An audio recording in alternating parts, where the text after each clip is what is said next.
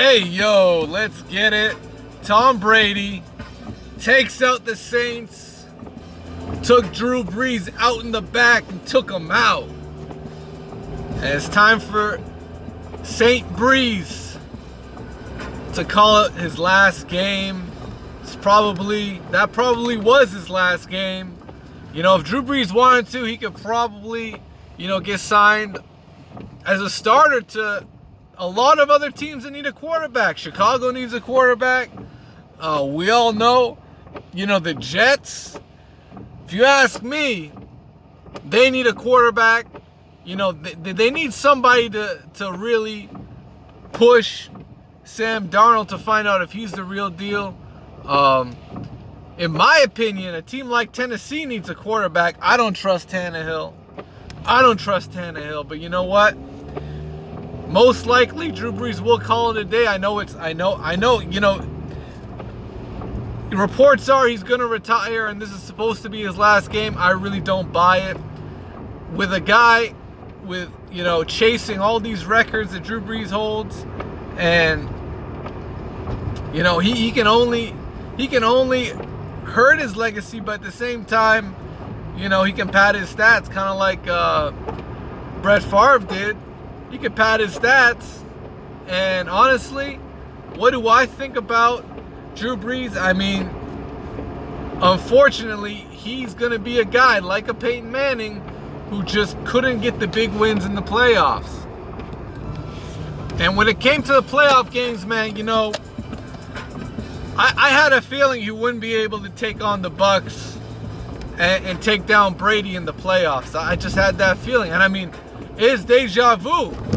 I mean, he lost at home to the Vikings just last year, and that Vikings team hasn't changed a whole lot. I know they did lose some key players. Stephon Diggs, they lost. They lost some key defensive guys. Their defense really took a hit this year, but the Saints put a beating on the Vikings, and it was almost like, a revenge game towards the end of the season. Then they beat Carolina. They covered that number, and oddly enough, I remember this. At the last game of the season, last year, they blew out Carolina, and then they faced a team like Minnesota, and they got upset. Well, the upset came a game after, because they added the Chicago Bears into the playoffs, which really, they never had a chance. They beat up on the Bears, and Drew Brees really looked flat in that game, up until the fourth quarter, where he started to come on a little bit, but he was flat that basically for 3/4 of that game. So what does that tell you going into the Bucs game? And oddly enough for the Bucs, that quarterback they played with Washington, Heineken, he kept Tom Brady on his toes. He kept him sharp. And one guy you don't want to fade in the playoffs, unless he's playing Tennessee or unless he's playing a Baltimore Ravens type, you don't want to fade Tom Brady. You don't want to do it. It doesn't make you money, for one. And for two, it's quite the opposite. It's a money-burning type move going against Tom Brady. Regardless of the defense. Regardless of, Tampa Bay defense, yeah, it didn't look so good. Well, it looked damn good against the Saints. For once, it looked damn good.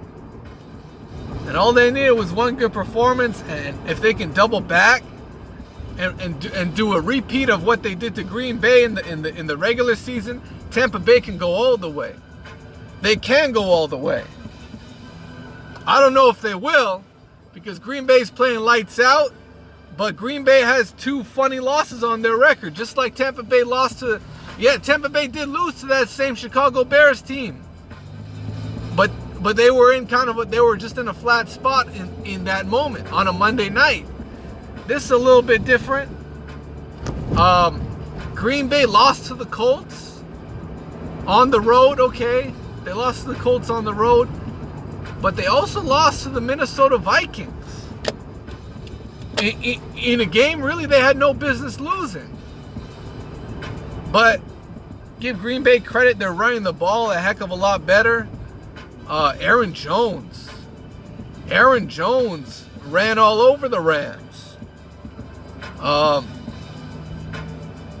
But they're playing a team that's going to force them to be one-dimensional because Tampa Bay has got excellent run defense. So if they can stop Aaron Jones, if they can stop A.J. Dillon's, it's literally going to be on Aaron Rodgers. And who do you trust more in the playoffs, Aaron Rodgers or TB12 Tom Brady? You know, this era's GOAT. I ain't going to call him a GOAT. As much accolades as he has, he's this era's GOAT. He's this era's GOAT. And he might be the greatest of all time. If he wins the Super Bowl with Tampa, then you got you. There ain't no more. They ain't no more saying. There ain't no more resistance to it. You just got to give it to him. And maybe that's what the script is. Maybe that's what the script is. You know, who knows? Who knows, man? The NFL got some funny things that they do with the storylines and the narratives and all this extra shit that they be doing. But you know what?